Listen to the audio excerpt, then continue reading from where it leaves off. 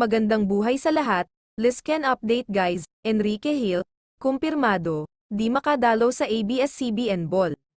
Sa katunayan, nanggaling si Enrique Hill sa Ivy Clinic para sa pagre-ready niya sa gaganaping ABS-CBN Ball, pati na din ang kanyang suit na isusuot sana sa nasabing event. Pero sa kadahilanan, na saya'y nagkasakit, sa araw na ito, ay di siya makakadalo. Ayon sa Kenlandia official, sa mga nag-aabang po, kay Enrique Hill, sa ABS-CBN Ball 2023, hindi po a-attend si Ken. Dahil may sakit po siya, gustuhin po niya na umattend, at ready na po ang suit niya, hindi po talaga niya kaya. Masama pakiramdam niya. Maraming salamat po, sa lahat ng nakitrend ngayon, at nagmamahal, kay Enrique Hill. Ayan guys, ang update kay Enrique, get well soon Ken. Samantala, Liza Soberano Prada outfit, generated a huge amount, more than 600,000, $71.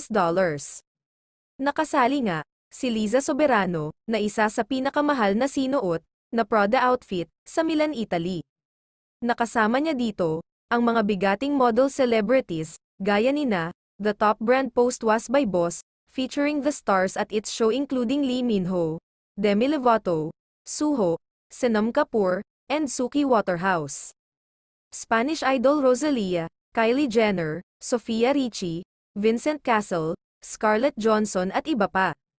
A notable presence was Filipina actress and fashion maven, Liza Soberano, who wore a blazer look cinched at the waist and channeled Audrey Hepburn.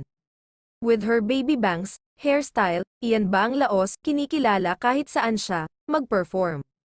Iniimbitahan siya ng iba't ibang luxurious brand outside Philippines. At sa lahat ng sikat na celebrities sa Pinas, 5 lang sila ang na-invite sa nasabing luxurious brand na ginanap sa Milan, Italy.